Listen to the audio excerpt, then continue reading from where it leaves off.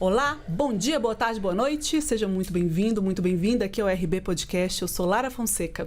Eu sou Guilherme Portanova. Um grande abraço para você que está sempre com a gente no Repórter Brasil e no RB Podcast também, a gente tratando de assuntos importantes e aprofundando a conversa, porque há uma série de temas que às vezes só o tempo do jornal a gente não consegue tratar. Então a gente traz para cá e avança nesse assunto. Quão importante é o nosso tema de hoje? Um avanço importantíssimo, um desafio que eu vou dizer assim, é um desafio histórico para o país, porque na verdade vamos falar de saneamento. Saneamento não é só saneamento, não é só cano. Botou um cano embaixo da terra e tem saneamento. Não. É um desafio importante porque ele vai ter desdobramento em saúde pública, tem desdobramento em meio ambiente, então é uma questão fundamental. A gente tem hoje em torno de 80 milhões de brasileiros que não têm acesso, não moram num local com rede de coleta de esgoto, tratamento de esgoto. Ainda é muita gente, né? Existe um plano para até 2033, ou seja, correndo mais do que o noticiário que a gente faz, tem que correr para caber todas as matérias dentro, para se cumprir essa meta, que é uma meta muito difícil. Meta de universalizar, ou seja, levar para todo mundo, em todos os municípios, o acesso à água e rede de esgoto. É isso, esgoto tratado, né? Mas a gente não vai falar sozinho sobre esse assunto, né? Vamos lá, a gente tem aqui uma convidada especial hoje, Cristiane Dias. Cristiane, muito bem-vinda. Cristiane é diretora-presidente da Associação Brasileira das Empresas de Saneamento. Cristiane, seja muito bem-vinda aqui ao RB Podcast. A gente está aqui falando, né, sobre esse marco do saneamento que começou em 2020, se não me engano, né? Estamos em 2026 e a gente tem uma meta até 2033 para levar esse acesso à água e esgoto tratado para todo mundo. A gente está na metade desse tempo. De lá para cá, o que a gente já teve de avanço? O que você já pode destacar para a gente? Boa noite, Lara. Boa noite, Guilherme. Um prazer estar aqui no podcast e falando de um assunto tão especial e tão importante para a população brasileira, que é sobre o saneamento básico, né? A gente poder fazer alguns esclarecimentos importantes. Então, como você colocou, nós tivemos um marco legal aprovado em 2020, que basicamente trouxe a possibilidade do setor privado entrar nesse setor com mais ênfase, porque a gente precisava trazer um investimento, né? O setor público não tinha condição de fazer investimento sozinho, assim como o setor privado também não. Então, a gente precisaria dessa parceria entre setor público e privado. Então, praticamente 6 anos após esse marco legal, muita coisa aconteceu. O setor tem vivido aí, como eu estou chamando, a década do saneamento, porque tem se desenvolvido, tem atraído investimentos e hoje ele conta com uma nova reconfiguração. Então, o que a gente observa é que muitos leilões estão acontecendo. Nesses 6 anos, a gente teve 66 leilões com diferentes conformações. Então, um ativo que tem sido muito procurado, e o objetivo final disso é a gente ter uma expansão dos serviços, né? Levar água tratada para a casa dos brasileiros e também fazermos a coleta e o tratamento do esgoto. Então, a coisa tem acontecido. Uma estimativa aí de que para conseguir bater essa meta seriam necessários em torno de 600 bilhões a 900 bilhões de reais. Isso num prazo relativamente curto. Tem como viabilizar a partir de uma perspectiva também de que há muitos municípios pequenos que não necessariamente o seu esforço individual vai ser capaz de cumprir essas metas, talvez organizar em consórcios. Como é que está montada uma estratégia para um investimento tão grande? Conforme você falou, nós temos uma estimativa feita pela Bicom da necessidade de um investimento de 900 bi.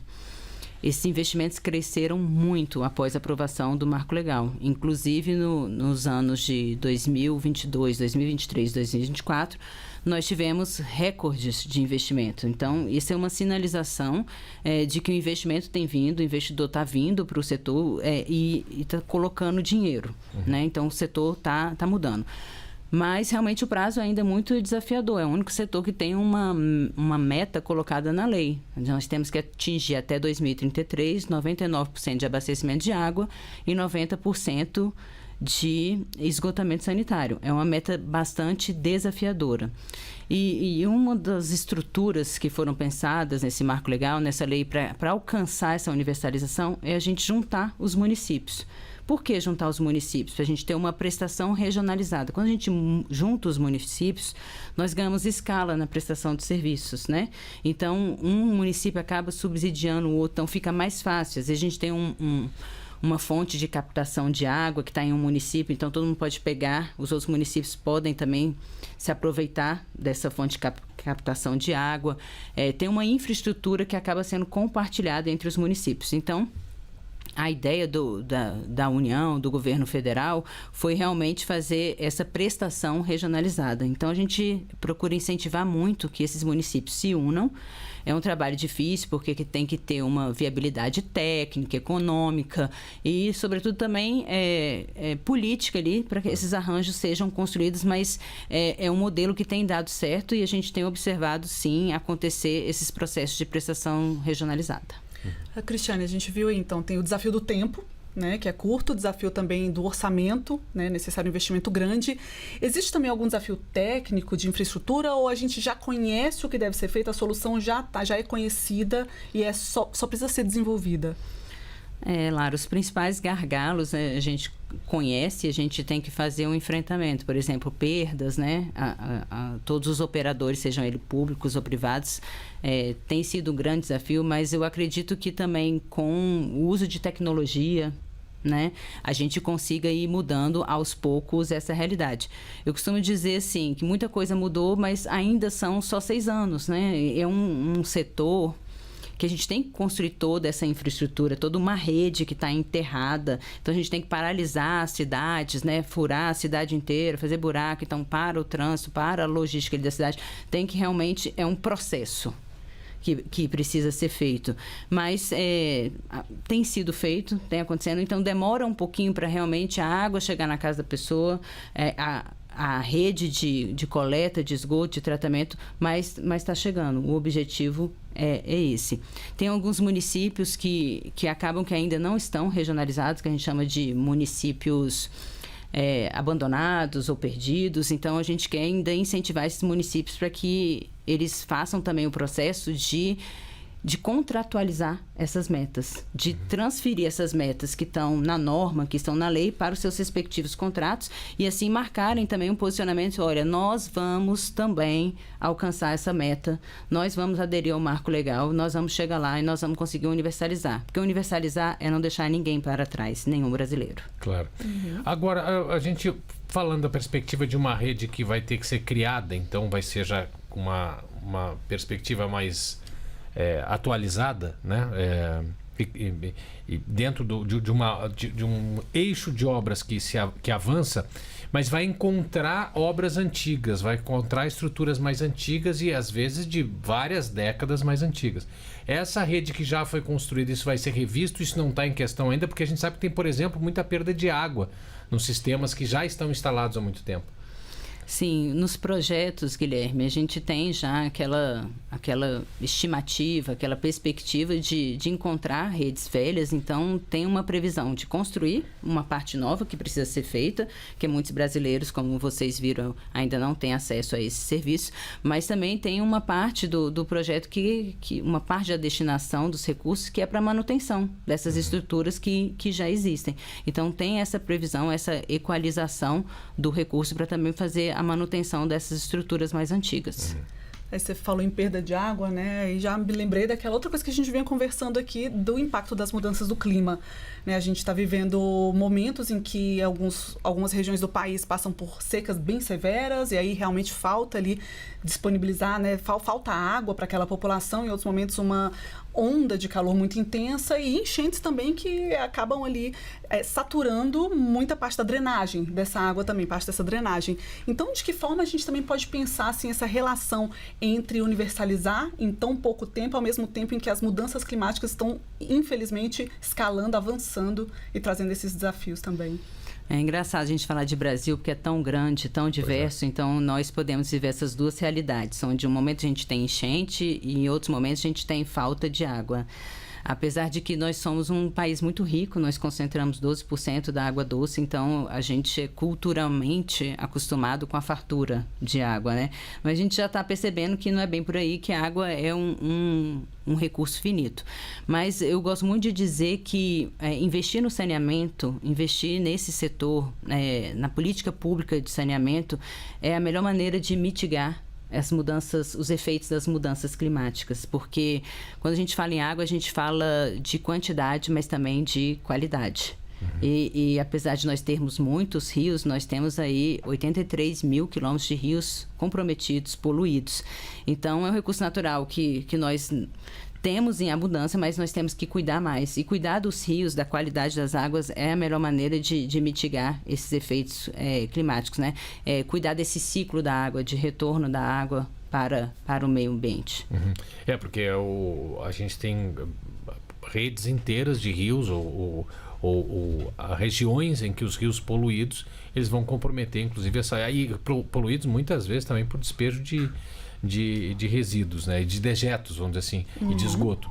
Bom, a gente falando assim, você falou do tamanho do Brasil, é uma coisa impressionante, né? Porque dentro do Brasil são várias realidades completamente diferentes. Se a gente fosse fazer um projeto desse para 2033, para universalizar a coleta de esgoto no Uruguai, teria uma perspectiva, seria uma dimensão. Agora, quando a gente fala de um país que tem um estado do Pará, por exemplo, e tem um estado do Paraná, a gente está vendo uma coisa, o tamanho do desafio que tem que ser encarado. Bom, atualmente, e desde que houve essa iniciativa, a criação de políticas públicas, ela tem sido padronizada pela força da lei ou ela é muito mais regionalizada, ela depende muito mais da adaptação local e da realidade local? O que é mais definidor nesse processo? Olha, a gente tem uma parte que tem um padrão. Por exemplo, vamos fazer o serviço de forma regionalizada. Vamos ter um ente regulador ali dando normas de referência, que é o papel que hoje quem exerce é a Agência Nacional de Águas e Saneamento Básico. Então, isso é geral, serve para todos. Mas a gente não pode deixar de considerar as particularidades regionais, porque cada região tem as suas particularidades. No Nordeste, às vezes, a gente tem uma população muito espalhada, que não está concentrada na mesma região, então é mais complexo levar rede. No Rio de Janeiro, a gente tem um problema de segurança pública, então é difícil também construir rede em determinados núcleos urbanos consolidados. Então, veja, os desafios são diferentes. No norte do país, talvez a gente tenha ali um problema de incentivo à ligação, porque você sabe, Guilherme, que muitas vezes a rede é construída, mas falta fazer a ligação das casas à rede. Claro. Né? E nós temos que incentivar a população, porque no momento que ela liga, ela começa a pagar uma conta ali de esgotamento sanitário, né? Então, uma nova conta que chega na casa daquela pessoa. Às vezes, no norte, a gente tem uma água muito limpa, de poço, não tem tanto incentivo, tanta vontade ali de fazer essa ligação. Então, os desafios são grandes. Além de construir toda essa infraestrutura que fica enterrada, nós temos que também fazer um incentivo para a ligação à rede. E a gente ainda tem falando em regiões, né, a gente ainda tem uma desigualdade muito grande, né? O IBGE mostra que o acesso à água tratada, ao esgoto tratado ainda é muito menor nas regiões Norte e Nordeste, contrário, Sudeste ainda, né? Sudeste ali liderando como a região com melhores índices também. Isso. Além desse recorte, né, de regiões, também tem o recorte social. Pretos, pardos, indígenas também são ainda os que têm menor acesso. Então, traz um desafio maior ainda também, né? Sim, e aí você tocou num ponto importantíssimo, Lara, que é a capacidade de pagamento da população, porque nós estamos falando de um setor regulado, né? Então, a gente paga uma tarifa. Todos nós pagamos conta de água e esgoto. Aqui no Distrito Federal, pelo menos o serviço está praticamente universalizado. Então, as populações e as regiões têm diferentes capacidades de pagamento. Isso tem que ser levado em consideração também. Por isso que a gente existe, foi aprovada em 2004 a Lei da Tarifa Social, que é uma política pública bastante interessante, que basicamente ela prevê um desconto de 50% na conta para a população ali vulnerável, para aqueles que são baixa renda, que estão nos cadastros do BPC e do CAD único. Então, é uma política pública interessante, que todos os operadores estão se adaptando e que leve em conta essa desigualdade social que é tão premente e presente no nosso país. Bom, agora também pensando como um modelo geral, não dá para pensar em unidades desconectadas, assim, o município tal, pensando num país e pensando nessas desigualdades, talvez tenha que se propor ou pensar em um modelo de subsídio cruzado.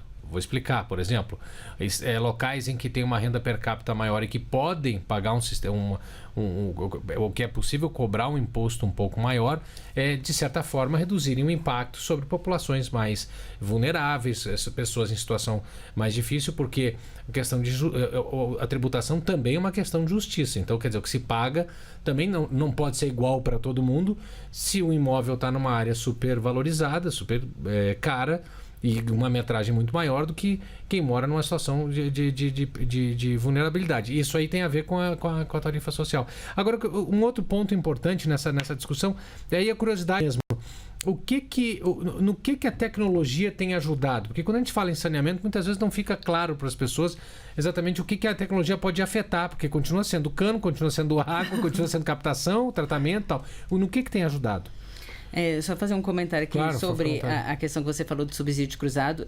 Sempre existiu subsídio cruzado no saneamento. Ele existia muito antes do marco legal ali, entre as categorias, o industrial, subsidiando o comercial, residencial.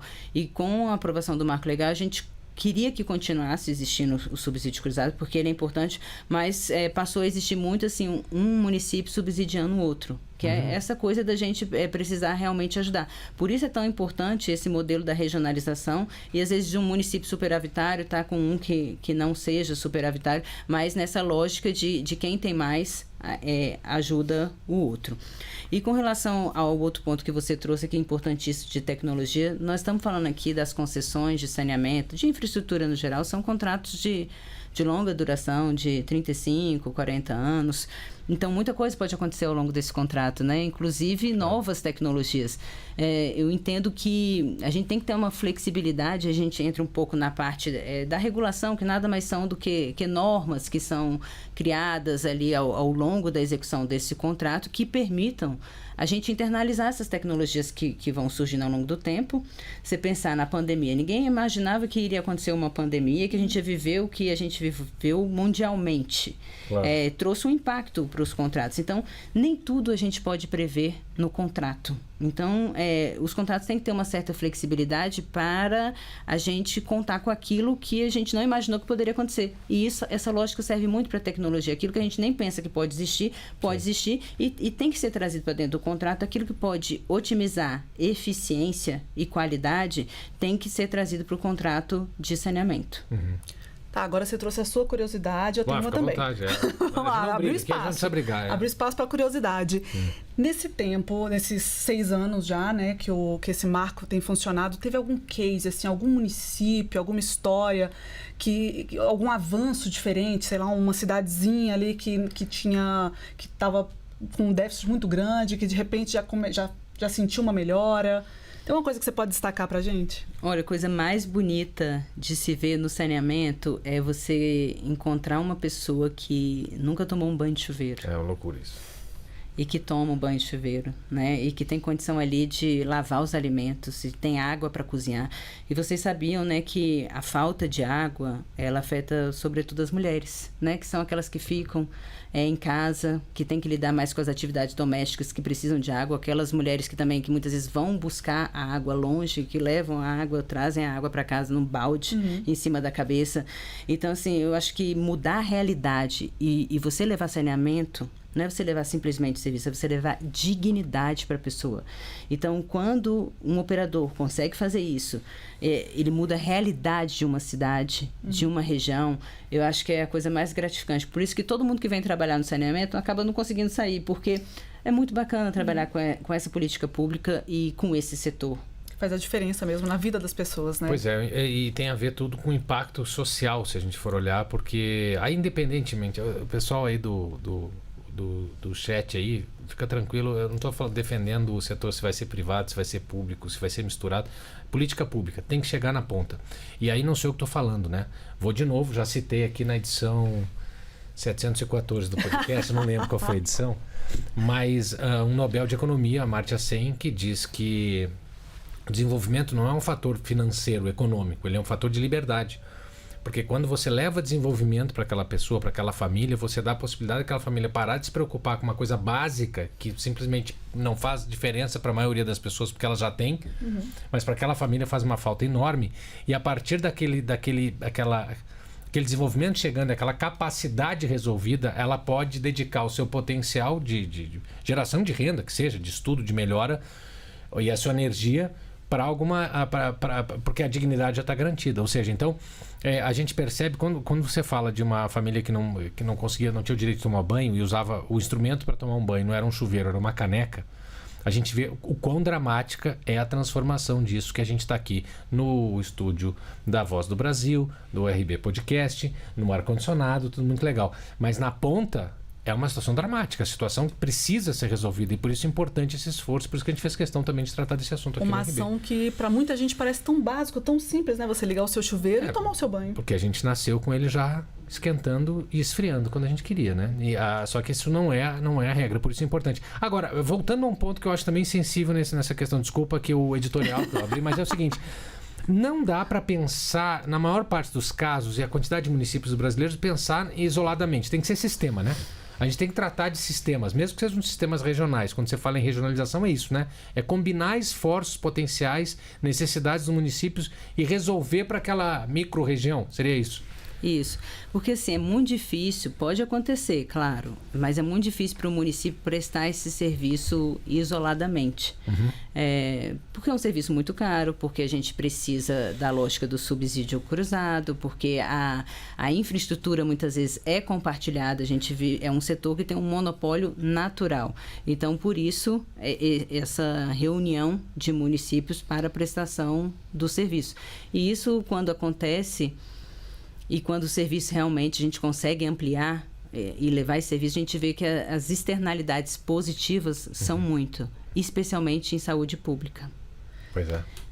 A gente tem um levantamento aqui que no ano de 2024, né, o gasto com saúde pública decorrente de doenças provenientes da falta de acesso ao saneamento foi de 174 milhões. Nós tivemos ali uma média de 340 mil internações. Então, ou seja, nós estamos ocupando os hospitais públicos por essas doenças que a gente poderia resolver o problema se essas pessoas tivessem acesso ao saneamento. Doenças como diarreia, vômitos, malária, febre amarela, hepatite A, que podem ser evitadas quando a gente tem água tratada e esgoto coletado e tratado. Agora, olha o peso disso para um sistema de saúde. Sim. É um negócio doido. A minha próxima pergunta até tem a ver com isso, porque será que a gente está falando aqui de um custo muito grande, um investimento muito grande em saneamento, mas será que isso não se equilibra quando você vê a redução do custo que vai ser tirada ali do sistema de saúde? Com certeza, a gente sabe que para cada R$1 investido em saneamento, a gente economiza R$5 em saúde pública. Então, eu falo, saneamento é saúde pública. Saneamento é uma medida de saúde pública, está diretamente relacionado, não tem como fugir dessa lógica. Então, o impacto em saúde pública e também no meio ambiente é extremamente direto. Perfeito. E qualidade de vida nas cidades. Com certeza. Bom, Cristiane, estouramos o tempo para variar. Não está acostumado, né, da gente estourar toda vez a gente estoura. Tá tudo certo. Bom, mas vamos seguindo aqui. Cristiane, eu quero te agradecer. É um tema importante, a gente pretende voltar a esse assunto, porque volta e meia a gente passa por um assunto, ele tem novos fatos e a gente gosta de tratar deles aqui, trazer de volta, a gente tem mais tempo aqui para conversar. Mas quero te agradecer mais uma vez. Essa primeira conversa nossa aqui, esse panorama, deixa muito clara a necessidade de se avançar nesse assunto e nesse tema. Claro, e aí combinando esforço privado, sociedade, política, quem tem que participar, a sociedade como um todo. O importante é fazer acontecer. Tem que acontecer. E em conjunto, melhor ainda, então.